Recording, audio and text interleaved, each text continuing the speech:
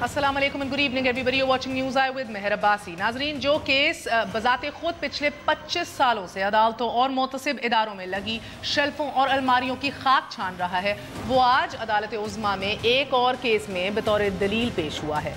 Money laundering, स्याह पैसे की सफ़ेदी, हेर फेर और किकबैक्स की तारीख को उंगलियों के पोरों पर याद रखने वाले जानते हैं कि कोऑपरेटिव हाउसिंग सोसाइटी स्कैंडल हो या फिर आबदोजों के सौदों में कमीशन केस या फिर शरीफ बरादरान के खिलाफ हुदैबिया पेपर मिल्स के हवाले से मनी लॉन्ड्रिंग का केस हो, कई बार सो कॉल्ड तहकीकात से छांटे गए सबूत, शवाहिद, हत्ता के इतराफ़ी बयान तक रिकॉर्ड हुए हैं, मगर जो सामने आया वो अदम शवाहिद की बुनियाद पर फाइल बंद करने का फैसला था। नैब के जमा कराए गए इसाक डार का इतराफ़ी बयान और माफ़ीनामा भी इस तारीख का एक चैप्टर है कि जिसे मुतसिब इदारों ने 7 बार 7 टाइम्स प्रोब किया। 13 जजेस ने वक्तन फवक्तन इस केस को देखा और 10 अप्रैल 2001 में तफ्तीशी अफसर ने इस केस को मुर्दा करार दिया। चंद दिन बाद इस मुर्दा घोड़े में जान डाल दी गई और 2002 में डेप्यूटी डायरेक्टर नैब ने यह कहकर इस केस के खाते बंद कर दिए कि जब तक इसाक डार साहब का इतराफ़ी बयान कलम बंद नहीं होता, केस नहीं खुलेगा। नाज़रीन, फिर एक वक्त ऐसा भी आया कि जब डीजी नैब शाहिद अजीज से कहा गया कि जिन फाइलों में शरीफ बरादरान का जिक्र आ जाए उन पे से मट्टी झाड़ने की कोई ज़रूरत नहीं साहब। उन्होंने नवाज शरीफ साहब के केसेस को नहीं खुलने दिया क्योंकि उन्होंने कहा इससे पॉलिटिकल डिस्टेबलाइजेशन होती है। नवाज शरीफ साहब के केसेस की कि 2 डब्बे या 1 डब्बा आई थिंक पूरी फाइल मौजूद नहीं, मेरा ख्याल है 2 से भी ज्यादा डब्बे थे। नाज़रीन, 22 दिसंबर 2005 में हफ्ज़े मातक़द्दुम के तौर पर केस दोबारा शुरू हुआ और इसाक डार के बैरूनी अंदरूने मुल्क जायदादों की तफसील तलब की गई। हुक्मनामे के 3 साल बाद इसाक डार साहब के बतौर शेखुल नयान के फाइनेंशियल एडवाइज़र जितना पैसा कमाया था वो तमाम डिटेल्स तफसीलात पेश हुई और असल मुद्दे को माओयाम खा गए। 2013 तक ये केस हवा में मौल्लक रहा और अब वो मुद्दा था क्या? Naturally you will be wondering, ये बड़ी दिलचस्प कहानी है। 20 अक्टूबर 1998 में इंडिपेंडेंट अखबार ने एक एसेक्स का आदमी तारीखी बैंक फ्रॉड में मुलव्विस के उन्वान से लिखा कि एक खानदान जिनके 4 बेटे एसेक्स में अच्छी जॉब्स कर रहे हैं और 2 कपड़ों के स्टोर्स चला रहे हैं, अमेरिका के बैंकों में उनके नामों से खुलने वाले अकाउंट्स में 5 मिलियन पाउंड डाले गए हैं। नाज़रीन, पुलिस के दस्तावेज के मुताबिक काजी खानदान के 3 मेंबरान के नाम और उनके एड्रेसेस इस्तेमाल हुए, जो अभी आप स्क्रीन पे भी देख रहे हैं। 1998 में मियाँ साहब की हुकूमत थी और इसके पहले डॉक्यूमेंट्स और सबूत और शवाहिद के साथ रहमान मलिक ने भी, जो उस वक्त DGFIA थे, मीडिया के सामने ऑफिशियली पेश किया और क्या कहा, मुलाहिजा कीजिए। इसाक डार साहब ने कहा है कि मैंने ये सारी मनी लॉन्ड्रिंग, मैं पढ़ के सुनाऊंगा, ये सारी मनी लॉन्ड्रिंग जो है मैंने मियाँ शहबाज शरीफ और नवाज शरीफ के कहने पे की। नाज़रीन, BBC की एक रिपोर्ट में रहमान मलिक का जिक्र भी किया गया और इंडिपेंडेंट अखबार ने भी उनका नाम कोट किया और ये भी लिखा कि उन्हें बाद में मुअत्तल कर दिया गया। अगर आपको याद हो, सदर रफ़ीक ताड़र को जब रहमान मलिक ने ये रिपोर्ट पेश की उसके बाद FIA से उनको हटा दिया गया। शरीफ गवर्नमेंट ने अक्टूबर 1998 के अंदर रहमान मलिक ने इस हवाले से एक ख़त भी लिखा सदर रफ़ीक ताड़र को। इस ख़त के अंदर रफ़ीक ताड़र साहब को लिखा रहमान मलिक ने कि मैं आपको ये रिपोर्ट तो दे रहा हूँ, लेकिन सिर्फ और सिर्फ इसलिए दे रहा हूँ क्योंकि मैं कहीं और आस नहीं लगा सकता। मैं ये नहीं एक्सपेक्ट करता कि कोई भी ऑफिशियल हायरार्की में से, ब्यूरोक्रेसी में से कोई एक्शन लेगा, क्योंकि तमाम के तमाम अपॉइंटीज़ जो हैं वो सियासी अपॉइंटीज़ हैं। इससे पहले मुझ पे दबाव भी आ चुका है और ये तमाम तर रिकॉर्ड जो है मैं प्राइम मिनिस्टर सेक्रेटेरिएट के अंदर दाखिल करने का भी कहा गया है, जहां मुझे पता है कि इसका मुस्तकबिल क्या होगा अगर मैं ये फ़ाइल कर दूं। मैं ये भी आपको बताना चाहता हूं कि मुझे वार्न किया गया है, मुतनब्बे किया गया है बार बार कि मैं अपने होंठ बंद रखूं, वरना मेरी सर्विसेज जो हैं वो टर्मिनेट हो जाएंगी और एक बार फिर मुझे जेल में डाल दिया जाएगा फॉल्स केसेस में। मुख्तसरन ये लिखते हैं रहमान मलिक साहब कि जो करप्शन का एक्सटेंट है, जो मनी लॉन्ड्रिंग है, वो स्टैगरिंग है। I leave it to your absolute wisdom and judgment, Mr. President, to determine the moral and constitutional justification of a person like Nawaz Sharif to hold the sacred office of the Prime Ministership of an Islamic Republic. नाज़रीन, खुद भी corruption के charges face करना पड़े रहमान मलिक को। इसके बाद शुरू में काजी फैमिली ने ये दावा किया कि ये तमाम अकाउंट्स जो हैं वो बैंक ऑफ अमेरिका और सिटी बैंक ऑफ लाहौर में हैं। ان کے علم میں لائے بغیر یہ سارے اکاؤنٹس کھولے گئے ہیں. اور 60 کی دہائی میں اسحاق ڈار صاحب ایک گریجویٹ اسٹوڈنٹ تھے اور چارٹرڈ اکاؤنٹنسی کی تعلیم کے لیے برطانیہ جانا چاہتے تھے. ان کے ایک پاکستانی دوست نے انہیں خاندان کے بارے میں بتایا جو کہ 65 سالہ قاضی مسعود تھے. قاضی خاندان نے انہیں تعلیم کے لیے اسپانسر بھی کیا اور بقول اس فیملی کے اسحاق ڈار کو اپنے 5ویں بیٹے کا درجہ دیا. اور اس بیٹے نے ان کے ساتھ کیا کیا؟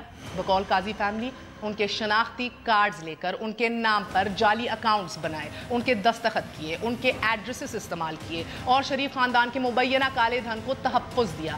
ناظرین, اسحاق ڈار صاحب خود اپنے اعترافی بیان میں لکھتے ہیں کہ وہ شریف خاندان میں اس وقت شریک ہوئے کہ جب انہوں نے 1991 میں الحجویری مداربہ بنائی اور پھر شریف گروپ, سیگل گروپ اور کریسنٹ گروپ ان کے گاہک بنے. اس سے پہلے ان کی ملاقات شہباز شریف سے ہو چکی تھی اور اسحاق ڈار نے اپنے اعترافی بیان میں یہ تک کہا کہ 1992 میں امریکی بینکوں میں طلعت مسعود قاضی اور سکندرہ مسعود قاضی کے ناموں کے اکاؤنٹس انہوں نے کھولے اور کاشف مسعود قاضی اور نزت گوہر مسعود قاضی کے ناموں کے 2 فورن کرنسی اکاؤنٹس حجویری مدابرہ کے ڈائریکٹر نعیم نے کھولے تھے. اور میاں صاحب نے 1992 میں اکنامک ریفارم ایکٹ متعارف کروایا جس کا حوالہ ویری انٹرسٹنگلی اس کا حوالہ بھی اسحاق ڈار صاحب اپنی ایفیڈیوٹ میں بڑے واشکاف الفاظ میں دیتے ہیں کہ اس کی ضرورت کیا پڑی. اسی طرح انہوں نے بقول اس ایفیڈیوٹ انہوں نے میاں صاحب کو تسلی دی کہ میاں صاحب آپ فکر نہ کریں, ہم ریفارم ایکٹ لا رہے ہیں, آپ کو کوئی کچھ نہیں کہہ سکے گا. اسحاق ڈار صاحب یہ بھی لکھتے ہیں کہ میاں صاحب نے 1992 کے اوائل میں ان سے رابطہ کیا اور 100 ملین روپے کے کریڈٹ لائن کی درخواست کی. نیچرلی آرام سے تو نہیں ملتی, سو ڈار صاحب نے ان سے پوچھا کہ اس کے بدلے میں صاحب کولیٹرل میں کیا رکھیں گے آپ؟ میاں صاحب نے بقول ڈار صاحب ان کو جواب دیا کولیٹرل میں فورن کرنسی اکاؤنٹس رکھوں گا. ناظرین, آگے چل کے اسحاق ڈار صاحب یہ بھی لکھتے ہیں کہ نواز شریف کے احکامات تھے کہ یہ اکاؤنٹس اسحاق ڈار ہی آپریٹ کریں گے. اب 2 اکاؤنٹس پہ دستخط اسحاق ڈار کے ہوتے رہے اور باقی 2 اکاؤنٹس پہ ڈائریکٹر نعیم کے دستخط ہوتے رہے, جبکہ براہ راست احکامات نواز شریف صاحب اور شہباز شریف صاحب کی جانب سے ملتے رہے. قاضی خاندان کو مختلف کمپنی سے خط موصول ہونا شروع ہو گئے. ان دا مین ٹائم نیچرلی تشویش ہوئی, ان کے نام پر اکاؤنٹس اور اربوں روپے کے قرضے کیسے لیے جا رہے تھے, یہ کس طرح آپریٹ ہو رہے ہیں, کہاں سے آ رہے ہیں. ناظرین, اس دوران قاضی فیملی بار بار ان اکاؤنٹس کے متعلق پوچھتی رہی اور جواب میں اسحاق ڈار صاحب نے انہیں تسلی دی اور کہا کہ اکاؤنٹس غیر قانونی نہیں, آپ فکر نہ کریں, آپ کو کچھ نہیں ہوگا.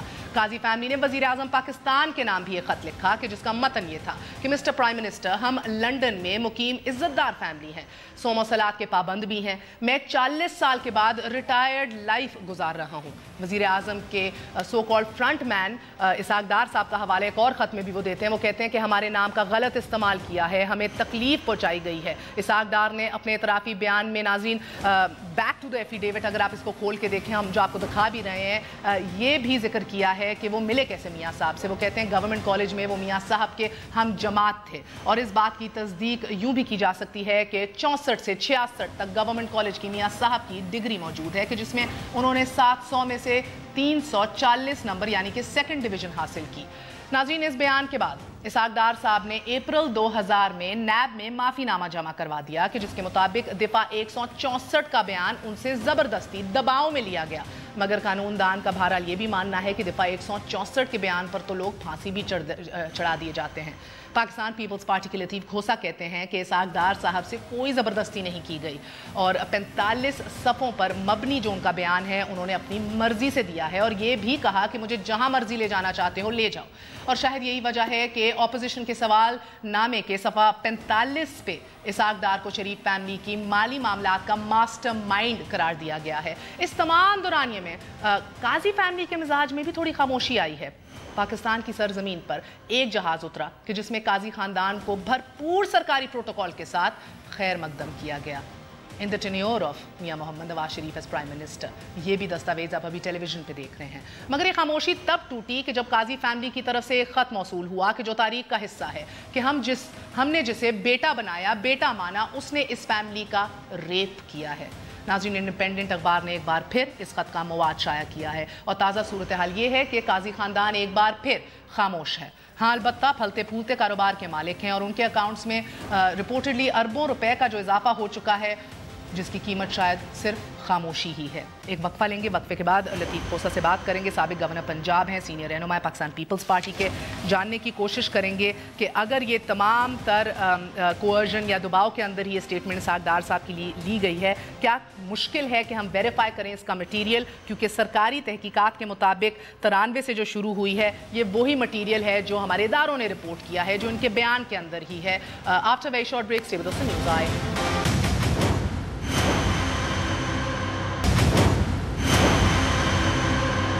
Welcome once again to news I. हमारे साथ लतीफ़ खोसा साहब मौजूद हैं, जिन्होंने इलेक्शन कमीशन पाकिस्तान में जो एक बड़ा बल्कि डॉक्यूमेंट भी दायर किया है, उसके अंदर भी एक सिग्निफिकेंट हिस्सा इसहाक डार साहब के जुडिशल कन्फेशन के हवाले से है, जो आज सुप्रीम कोर्ट में भी ज़ेर बहस रहा। खोसा साहब अस्सलाम वालेकुम। जी वालेकुम सलाम। सो खोसा साहब, मुझे ये बताइएगा कि ये डार साहब का जो जुडिशल कन्फेशन है, इसका भी स्टेटस क्या है? इस पर भी गौर फिक्र हो रहा था, और कुछ लोगों का ये मानना है कि इसको एविडेंशियरी वैल्यू के तौर पे अब नहीं लिया जा सकता, क्योंकि बहुत वक्त गुजर गया है और ये एलिजिडली दबाव के अंदर किया गया बकौल डार साहब। देखिए, सभी ऐसे कहते हैं जुडिशल कन्फेशन को दबाव के तहत हुआ है। इत्तफाक से मैं जब अटॉर्नी जनरल पाकिस्तान था तो मैंने ये फ़ाइल भी मंगवाई थी, और मैंने उस तफ्तीशी अफसर जो इन्वेस्टिगेटिंग ऑफिसर था उसको भी मैंने बुलवाया था, और मैंने उससे पूछा था कि भाई ये आपने क्या कोई 3rd डिग्री मेथड इस्तेमाल किए थे, क्या किया था?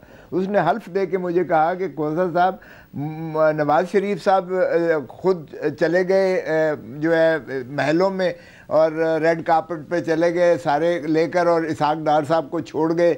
तो इन्होंने उस गुस्से में कि मुझे he has abandoned and deserted me, इन्होंने कहा मुझे जहाँ मर्ज़ी ले चलें, मैं आपको असली बात और सच बयान दूंगा।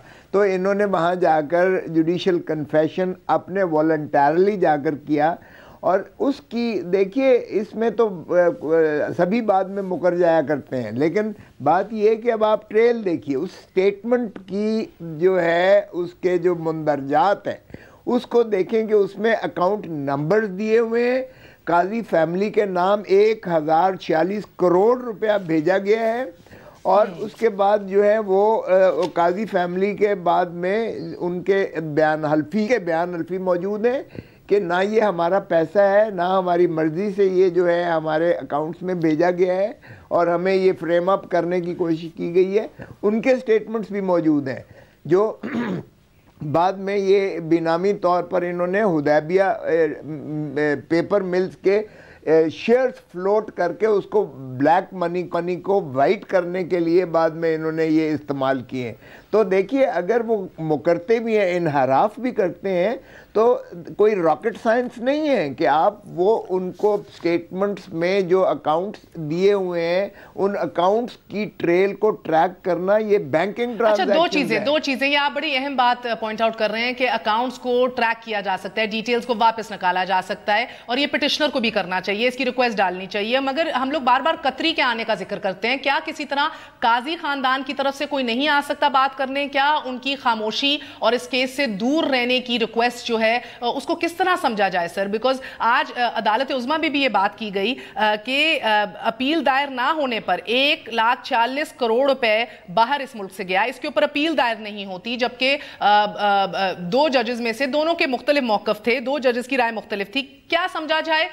यही बात आज अदालत उज़्मा में भी हुई कि मुकमुका अंडरस्टैंडिंग जो इस मुल्क में बड़ी आम है। सो आपको लगता है कि काजी फैमिली को भी बुलाया जा सकता है? या देखिए, काजी फैमिली पहले इसमें जो उनके बयानात मौजूद हैं, अब माशाअल्लाह जब से मोहतरम नवाज शरीफ साहब ये दोबारा बरसरे इक़्तिदार आए हैं तो उन्होंने उनके मुकद्दर ही संवार दिए हैं। उनकी जो छोटी सी एक बिजनेस थी अब उसको इतनी जिला मिल गई है कि अब वो क्यों कर आएंगे और बयान इनके खिलाफ देंगे। अब वो मेरा नहीं ख्याल कि वो आएंगे, बिल्कुल नहीं आएंगे, लेकिन ये जो ट्रेल है of money, this can be tracked, ये दिस कैन बी ट्रेस्ड। ये तो सर मुझे ताज्जुब हुआ कि 1998 में जब रफीक तारड़ को एज प्रेसिडेंट रहमान मलिक ने ये पूरी रिपोर्ट भेजी अपनी, उस टाइम के Mian Ajmal chief justice of Pakistan को भी ये रिपोर्ट भेजी, एहतसाब ब्यूरो का जो चेयरमैन था उसको भी ये रिपोर्ट भेजी, एंड वही कहानी जो आज भी है, इदारों ने कुछ नहीं किया, कुछ भी नहीं किया। आज भी नैब آپ کا FIA کا رونا رویا جا رہا تھا. یہ تو 1998 میں بھی وہی حالات تھے, تب بھی کسی نے نوٹس نہیں کیا. دیکھیں ایسا ہوا نا, جب NRO اصل میں تو وہ NRO تھا جو محترم نواز شریف صاحب نے کیا. محترم نواز شریف صاحب کو جو بھی فورن ان کے دوست ہیں یا فورن ممالک کے جو بھی سربراہان ہیں وہ ان کے ریسکیو پر آئے, اس میں قطری بھی شامل ہے, سعودی بھی شامل ہے. انہوں نے جب ان کو ریسکیو کیا تو اس میں یہ اپنی ایڈجسٹمنٹس کر کے گئے جو ان کے نادہند تھے, جو انہوں نے جو کنسورشیم آف بینکس کے جو انہوں نے لونز لیے ہوئے تھے اور جو اس میں اپنے ماڈل ٹاؤن کے گھر یہ ہیپی ہومز بن گئے تھے, یہ یتیم خانے بن گئے تھے, سرکار نے یہ ٹیک اوور کر لیے تھے. اور اس میں نہ صرف یہ کہ اپنی وہ جو عمر قید انہیں سزا hijacking plane hijacking case میں تھی اس سے ان کو معافی ملی تھی, بلکہ تمام جتنے ان کے ڈیفالٹس تھے وہ بھی سارے منجمد کر کے اس کا بھی انہوں نے جو ہے اکاؤنٹ فار کر کے سارے لکھ کر دے دیے تھے. وہ سارے ڈاکیومنٹس موجود ہیں. انفارچونیٹلی حدیبیہ پیپر ملز کی جو ریفرنس تھی وہ بھی موجود ہے, جو ڈیفالٹس کی ریفرنسز ہیں وہ بھی موجود ہیں. لیکن چونکہ جنرل پرویز مشرف نے ان سعودی فرما روا کے ساتھ جو بھی ان کا ایگریمنٹ ہوا تھا, NRO ہوا تھا, اس کے تحت یہ سارا کچھ جو ہے اپنے آپ کو کلیئر کروا کے اپنی کوٹھیاں اور اپنے جو ہے پراپرٹیز ایسٹس وہ اس کے افزانے میں دے کر گئے تھے, جو بعد میں انہوں نے آ کے خار سے باگزاری نہیں صرف کروائی بلکہ مگر دیکھیں آپ قاضی بقول آپ کے قاضی خاندان کو اربوں روپے دے دیے گئے ہیں, ان کے ہونٹ سل گئے ہیں, اور ہم دیکھ رہے ہیں اسحاق ڈار صاحب کہتے ہیں دباؤ میں ہوا ہے. تو سرکاری اداروں کی جو 93 سے تفتیش ہے وہ ایگزیکٹ سیم ہے اس مٹیریل کے جو ہم اس جوڈیشل کنفیشن میں دیکھتے ہیں ڈار صاحب کے. کیا اس کو اٹھایا جائے گا, کیا کیا جائے گا, کیونکہ اسحاق ڈار صاحب کا وعدہ معاف گواہ کی حیثیت سے کیا یہ وزیر اعظم کے خلاف بات ابھی بھی استعمال ہو سکتی ہے؟ A lot of people think no, it's a wrapped up case now. نہیں, دیکھیں بات یہ ہے کہ سپریم کورٹ اس کو بالکل ری اوپن کر سکتی ہے. دیکھیں عدالت جو ہے کبھی بھی نام میوٹ اسٹیچوٹ اور اسپیکٹیٹر, عدالت ہاسٹیج نہیں ہو سکتی ہے فریقین کے اخفاء کرنے, جھوٹ بولنے یا مکر جانے سے. The court is not deterred by the incompleteness of tale told by either side.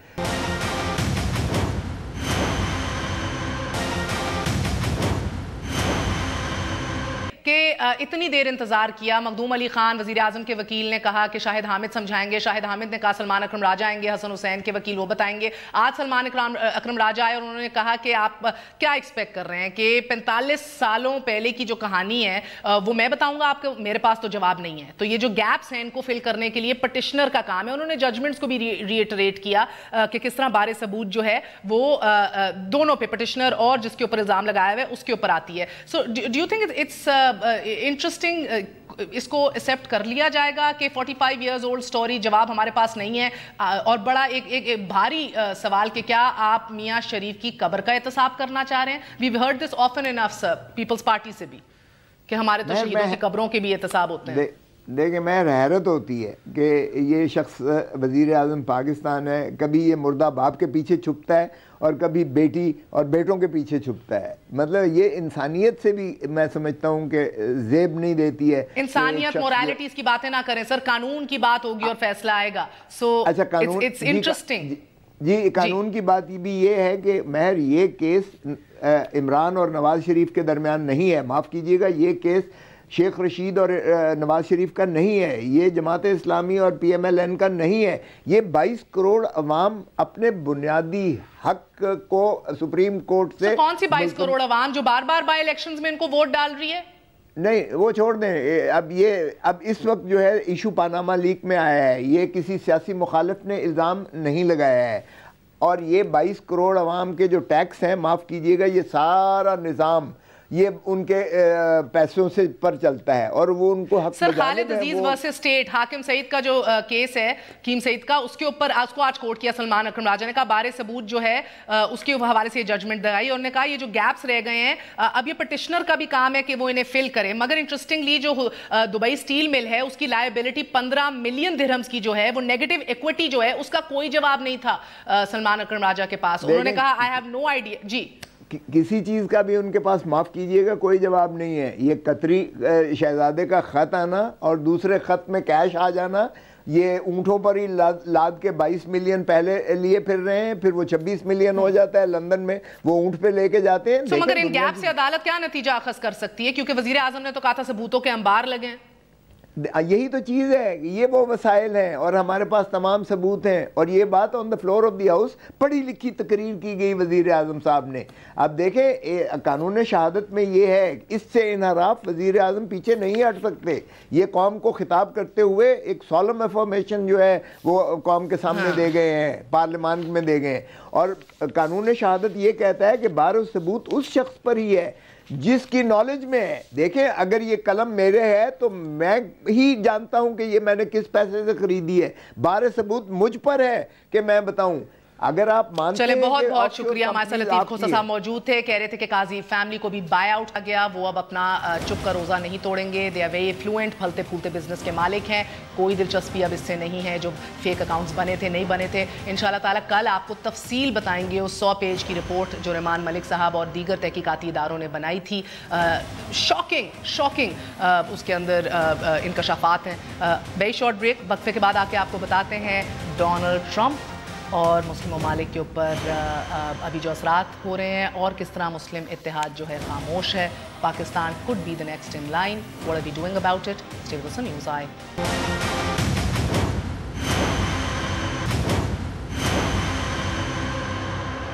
वापस आने का शुक्रिया, welcome once again to news I. नाज़रीन, मुहाजिरीन और साथ मुस्लिम ममालिक के शहरियों पर अमरीका दाखिले पर पाबंदी के ताकतवर तरीन सदारती ऑर्डिनेंस के बाद अमरीका और अमरीका से बाहर शदीद रिएक्शन और रद्द अमल देखने में आ रहा है। अमरीकी एयरपोर्ट्स और मुख्तलिफ शहरों में हज़ारों अफराद सरापा एहतजाज हैं और डोनाल्ड ट्रंप के तासुब पसंदाना फैसले के खिलाफ ख़वातीन, अक़लियतें, ज़राए अबलाग के नुमाइंदे और CIA के अहलकार भी सरापा सवाल हैं। अब वज़ारत ख़ारजा के 3 सेक्रेटरीज और अमरीकी सफारतखारों के अमूर के निगरान भी एहतजाजन इस्तीफा दे चुके हैं। अब इस शदीद तरीन रद्द अमल के बावजूद व्हाइट हाउस के चीफ ऑफ स्टाफ पाकिस्तान और सऊदी अरब समेत दीगर मुस्लिम ममालिक पर भी पाबंदी का अंदिया दे रहे हैं और अमरीकी नायब वज़ीर ख़ारजा का जमात-उद-दावा के खिलाफ कार्रवाई का पाकिस्तानी सफ़ीर को इंतबा भी आइंदा संगीन हालात का पता दे रहा है। आपको ताज़ा तरीन खबर देती चलूँ, अभी जो मैं आपसे मुखातिब हूँ, जमात-उद-दावा के लाहौर के मरकज़ के बाहर पुलिस की भारी नफरी मौजूद है।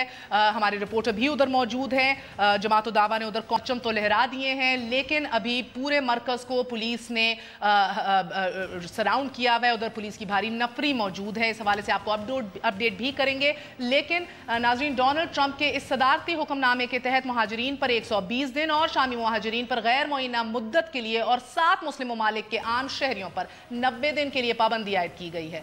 मगर इंटरेस्टिंगली डोनाल्ड ट्रंप का मुस्लिम मुखालिफ ये इक़दाम जो है हमारे लिए तो शायद नया हो, लेकिन people who are practicing journalism या जो अमेरिका के अंदर रह रहे हैं, ये नया नहीं है। अमेरिका में इससे पहले भी मुस्लिम कुश और मुस्लिम मुखालिफ कवानीन राइज होते रहे हैं और आज भी राइज हैं। 1996 में सदर बिल क्लिंटन के दौर में सीक्रेट एविडेंस लॉ जो है वो मुतारिफ करवाया गया, पास कराया गया और इस कानून के तहत गैर मुल्की मुसलमानों और अरबों को खुफिया सबूतों की बुनियाद पर मुल्क बदर किया जाता रहा। 9/11 से पहले दी ब्रिज व्यू नामी एक खुफिया ऑपरेशन के नाम से ये एक ऑपरेशन लॉन्च हुआ और इस कानून के तहत शिकागो में मुसलमानों पर पाबंदियों के साथ निगरानी का निज़ाम संगीन तर कर दिया गया। 9/11 के बाद national security entry and exit registration system मुतारिफ करवाया गया। इस निज़ाम के तहत दावा दहशतगर्दों को पकड़ने का था, मगर रजिस्टर होने वाले 90,000 अफराद में से अक्सरियत इफ नॉट ऑल मुसलमानों की थी। इस कानून के शिकंजे में एक भी दहशतगर्द ना आया अकॉर्डिंग टू द रिकॉर्ड्स, मगर हजारों मुसलमान अमेरिका बदर जरूर हो गए। अब 9/11 के बाद ही अमेरिकी वजारत कानून की जानिब से बेशुमार मुसलमानों को एक खत मौसूल हुआ। यह खत आप स्क्रीन पर भी मुलाहिजा कर रहे हैं। इस खत के जरिए मुसलमानों को इंटरव्यूज के लिए बुलाया गया और तल्ख सवालात किए गए और जवाबात से यह अंदाजा लगा लिया गया कि कौन दहशतगर्दों का मददगार है, कौन ये टेंडेंसी रखता है, कौन दहशतगर्दों का साथी है। ये खत आज भी अरब अमेरिकन नेशनल म्यूजियम में चस्पा है। मुसलमानों के खिलाफ अमरीकियों का ये रवैया डोनाल्ड ट्रंप तक ही महदूद नहीं है। So everybody who is shocked today must understand this this rhetoric might surprise you, लेकिन ये किस्से 9/11 से पहले शुरू हुए थे, उसके बाद भी जारी रहे थे, and they transcend most political parties. 2007 में अमेरिका में एक पाकिस्तानी शहरी को सिर्फ इस वजह से इंसदाद दहशतगर्दी और FBI की इंटरोगेशन का सामना करना पड़ गया क्योंकि ये अपना फ़ोन एक शॉपिंग मॉल में भूल आया था और भागते हुए लेने गया तो एरिया कॉर्डन ऑफ था, उसको बैठा लिया गया और ये nation wide suspicion activity reporting initiative के तहत हुआ। जब आप पढ़ें लिखें थोड़ा सा जानने की कोशिश करें कि इनकी मुराद क्या है सस्पिशियस एक्टिविटी से। इस कानून के तहत सस्पिशियस एक्टिविटी कुछ भी हो सकती है। कोई भी इंसान अगर लंबी गप्पे लगा रहा हो, लॉन्ग कन्वर्सेशंस फ़ोन के ऊपर, वो भी सस्पिशियस एक्टिविटी है। मैरीलैंड का फ्यूजन सेंटर कहता है कि ओवरली कॉशियस ड्राइवर, बहुत ही एहतियात करने वाले ड्राइवर जो हैं वो भी सस्पिशियस हैं। ये भी कहते हैं कि लोग जो आई कॉन्टैक्ट नहीं करते, इधर उधर देखते हैं, नीचे देखते हैं, वो भी सस्पिशियस हैं। और लोग जो मौसम के मुताबिक नहीं ड्रेसअप कर रहे, गर्मियों में मोटे कपड़े पहन रहे हैं या सर्दियों के अंदर बनियाने पहन के निकल रहे हैं, वो भी सस्पिशियस हैं। सो 2010 में ओबामा हुकूमत ने भी मुसलमानों से तफ्तीश के इस निज़ाम को पूरे अमेरिका में फैला दिया था और 70 से ज़ायद फ्यूजन सेंटर्स बनाए गए जहां शक की बुनियाद पर लोगों से तफ्तीश की जाती रही। और इसी तरह अमेरिका में 5 लाख अफराद नो फ्लाई लिस्ट में शामिल हैं। इनमें करीबन तमाम लोग जो हैं वो मुसलमान हैं। ऑफ कोर्स बहुत वेग नो फ्लाई जोन की इल डिफाइंड क्राइटेरिया इस लिस्ट का, एक दफ़ा नाम डल जाए उतरने का भी नहीं कोई चांसेस होते। डोनाल्ड ट्रंप के सदारती हुक्मनामे और माजी की अमेरिकन कवानीन में से बस एक फ़र्क ज़रूर है, वो ये है कि डोनाल्ड ट्रंप अल्लाह नेलान मुसलमानों को ललकार रहा है और माजी में खामोश कवानीन के जरिए मुसलमानों को हदफ का निशाना बनाया जाता रहा। हमारे साथ मुशर्रफ ज़ैदी साहब मौजूद हैं, तज़किया नगार हैं, किसी तारुफ के मोहताज नहीं। ज़ैदी साहब, मुझे ये बताइएगा, एज आई सेड, रेटरिक अपनी जगह, these things have been happening even pre 9/11, मगर अगर ये मैं कहूँ कि हमारी हुकूमत, हमारी सरकार अभी तक तैयार नहीं है ट्रंप को टैकल करने के लिए, जो अल्लाह नेलान ललकार रहा है मुसलमानों को, तो गलत होगा? नहीं, बिल्कुल दुरुस्त होगा। लेकिन एक मैं इसमें वजाहत करता चलूँ, और ये किसी तरह से भी जो डोनाल्ड ट्रंप कर रहे हैं उसकी हिमायती बयान नहीं है, लेकिन ये याद रखना बड़ा ज़रूरी है कि मेरे ख्याल है 1996 ही था जब एमएल कासी, जो एक पाकिस्तानी शहरी थे, उन्होंने आर्लिंगटन में CIA के दफ्तर के बाहर बैठ के गोलियां चलाई और लोगों को मारा। और फैसल शहजाद मई 2010 में टाइम्स स्क्वायर पर जो बमबारी करने की कोशिश में फिर पकड़े गए, वो भी पाकिस्तानी थे, फैमिली उनकी पाकिस्तान से, उनके गहरे ताल्लुकात पाकिस्तान से, और उन्होंने पाकिस्तान का चक्कर लगाया था आने से पहले। इसका हरगिज़ ये मतलब नहीं है कि अमेरिका में मुसलमानों के साथ ज़्यादती होनी चाहिए, या जो इन्होंने 7 मुल्कों पे पाबंदी लगाई है वो किसी तरह से ठीक लगाई है, क्योंकि ये 7 के 7 मुल्क वो हैं जो तबाह हुए हैं। मुबैना तौर पे हम पे भी लग सकती है, मुमकिन तौर पे नहीं। मुझे तो यकीन है कि किसी न किसी सूरत में इस तरह की कोई चीज़ पाकिस्तान के साथ भी होगी, अफगानिस्तान के साथ भी होगी और ममालिक के साथ भी होगी, क्योंकि अमेरिका के जो इस वक्त जो निज़ाम है वो एक बहुत ज़्यादा बड़ी कशमकश से गुजर रहा है और उसको काफ़ी टाइम लगेगा नॉर्मल होने में, अगर वो आइंदा फिर कभी नॉर्मल हुआ। बतौर पाकिस्तानियों के हमारा इस वक्त 2-3 चीज़ें हमें सोचनी चाहिए। एक ये कि ये तनकीद बिल्कुल बजा है कि अक़लियतों के साथ अमेरिका में जो हो रहा है वो गलत हो रहा है, ख़ास तौर पे मुसलमानों के साथ, और इसको मद्देनज़र रखते हुए हमें ये सोचना चाहिए कि हम अपने मुल्क में अक़लियतों के साथ क्या हम ये तो नेक्स्ट स्टेप आएगा। सर पहले मुझे ये बताइए, डोनाल्ड ट्रंप की तल्ख हकीकत पे क्या ये सरकार उठी है, चौंकी है, कोई रद्द अमल दिया है? आप देख रहे हैं the British are reacting, the Scottish are reacting, the world over people are reacting. Pakistan क्यों खामोश है? Do we not care? Do we not have a policy? नहीं, पॉलिसी तो नहीं हो सकती, क्योंकि जब आपका तर्ज हुकूमत जो है वो पर्सनल रिलेशनशिप्स पे बेस्ड हो या पर्सनालिटी बेस्ड हो तो बड़ा मुश्किल होता है। हमारा फॉरेन ऑफिस तो एक तरह से इम्पोर्टेंट कर दिया गया है या रहा है, और उसकी इम्पोर्टेंस की शायद एक वजह उसकी इनकॉम्पिटेंस भी हो, लेकिन ज़्यादातर जिम्मेदारी जब इस तरह की चीज़ होती है और किसी मुल्क की तैयारी नहीं होती तो वो सियासी जो लीडरशिप होती है उस पर जिम्मेदारी ज़्यादा आयद होती है कि वो तैयारी करे, یہ الیکشن 3 مہینے پہلے ہوا تھا اور ہمیں پتا تھا کہ ڈونلڈ ٹرمپ آ رہے ہیں. بیچ میں ہم نے یہ بھی سنا کہ ملاقاتوں کی کوشش کی گئی, کوئی آؤٹ ریچ بھی ہوا, طارق فاطمی صاحب امریکہ گئے. جب وہ کہہ رہے ہیں کہ ہم نے ٹیکٹیکل آپریشن سینٹرز بنا دیے ہیں پاکستان میں, اور یہ حکومت جس نے وعدہ کیا تھا ہم نیشنل سیکیورٹی پہ پارلیمانی کمیٹی بھی بنائیں گے, وہ بھی نہیں آج تک بنائی, کہیں بحث نہیں ہو رہی, اس کا کوئی ذکر نہیں ہو رہا, کوئی اس کے اوپر آپ کے گریوینسز یا اس حوالے سے آپ کے اپریہنشنز کا اظہار نہیں ہو رہا. میں کس کی طرف دیکھوں اگر ایک اور شب خون مار دیا جائے اس ملک کے اندر؟ دیکھیے, جب تک آپ کو یہ بھی یاد ہوگا کہ یہاں ایبٹ آباد کا جو واقعہ ہوا وہ ہوا, اور اس کے بعد ایبٹ آباد کمیشن رپورٹ جو ہے وہ ریلیز ہوئی, اور اس رپورٹ کے اوپر کوئی رد عمل یا کوئی جو ہے کدھر ریلیز ہوئی سر؟ نواز شریف نے وعدہ کیا تھا کہ آگے پبلک کرے گا, لیک ہوئی الجزیرہ کو, ادھر نہ پیپلز پارٹی نے کیا نہ نواز شریف نے کیا. تو کہنے کا مقصد یہ ہے کہ ہمارے کچھ اندرونی سیاسی مسائل ہیں, اور اس میں سول ملٹری جو ایک آپ تفریق سمجھ لیں, ڈفرنسز کہہ لیں, اس کو امبیلنس کہہ لیں. میرا فیوریٹ, میرا سب سے پسندیدہ لفظ ہے ڈس ایکویلیبریم. ایک چیز بہت عرصے سے بہت بھاری ہے, دوسری چیز جو ہے اس وزن کو کھینچنا چاہ رہی ہے, لیکن ایک دوسرے کو یہ کون سے تیر مارتے ہیں. وہ ایک فیک خبر آ جاتی ہے کہ ڈیووس جو ہے ادھر ان کو منع کر دیا گیا تھا, اس کے جواب میں 90 ایکڑ والی سٹوری آ جاتی ہے. میں نے جس کو ووٹ ڈالا ہے, جن کو اختیار دیا ہے, اگر وہ اتنے کمزور ہیں اور اختیار ہاتھ میں نہیں لے سکے, میرا تو پھر بھی سوال انہیں سے ہوگا. You understand that, right? میں تو سوال کی بات ہی نہیں کر رہا, میں تو تجزیہ نگار کے طور پہ صرف یہ کہہ رہا ہوں کہ یہ جو جماعت الدعویٰ کا ایشو ہے, اور یہ جو ہاؤس اریسٹ کی بات ہوئی, اور اب لاہور میں یہ جو لوگ کھڑے ہوئے, یہ ایک ایٹ بیسٹ اس کو آپ مرم پٹی کہہ سکتے ہیں, لیکن یہ وہ سرجری نہیں ہے جس کی ضرورت ہے. اور اس سے میرا ہرگز یہ معنی نہیں ہے کہ ہم کسی کو ماریں یا کسی کو پکڑیں, کسی کو ٹانگیں. سارے پاکستانیوں کے لیے جن کے بچے باہر پڑھنے جا رہے ہیں یا باہر موجود ہیں, ان سارے پاکستانیوں کے لیے جن کے خاندان کے ممبرز ادھر موجود ہیں, ریمیٹنسز بھیجتے ہیں اس ملک کے اندر, امریکہ میں موجود ہیں, بے شمار پاکستانیوں کے لیے جن کا مستقبل ابھی ادھر ہے, چاہے بزنس کے لیے چاہے ایجوکیشن کے لیے. جب عمران خان یہ کہتا ہے کہ پاکستانیوں کو ویزے ہی دینا ختم کر دو, تو وہ کیا سوچیں, وہ کیا سمجھیں اس پہ؟ کیونکہ Imran Khan is that the government in waiting? Is that the leader in waiting we're looking for? دیکھیے, شاید عمران خان مذاق کر رہے تھے, شاید اس وقت حواس ان کے درست نہیں تھے, لیکن یہ کہنا ایک ایسے ملک کے بارے میں جس ملک کے پاس سب سے زیادہ آپ کی ایکسپورٹس کی جو پرسنٹیج ہے وہ امریکہ جاتی ہے, جو پر کیپٹا ریمیٹنسز ہیں امریکہ سے وہ ہائیسٹ ہیں, آپ کی اسٹریٹیجک ایڈوانٹیج جو ہوتی ہے اپنا اس کے لحاظ سے, آج تک 70 سال میں ہمیشہ جو برتری آپ کو ہوا میں حاصل ہوئی ہے وہ امریکن جہازوں کی وجہ سے ہوئی ہے. تو امریکہ کے ساتھ تعلقات آپ کو مطلب یہ ڈرامے بازی بہت بہت شکریہ. ناظرین, آج کے لیے اتنا ہی. آپ ذہن میں رکھیے, ہولوکاسٹ لیگل تھا, سلیوری جو ہے لیگل تھی, کلونیلزم لیگل تھا. سو لیگیلٹی جو ہے یہ جسٹس یا انصاف کے اوپر مبنی نہیں ہوتی, اختیارات اور پاور پہ مبنی ہوتی ہے, as we are seeing today. Good night, اللہ حافظ.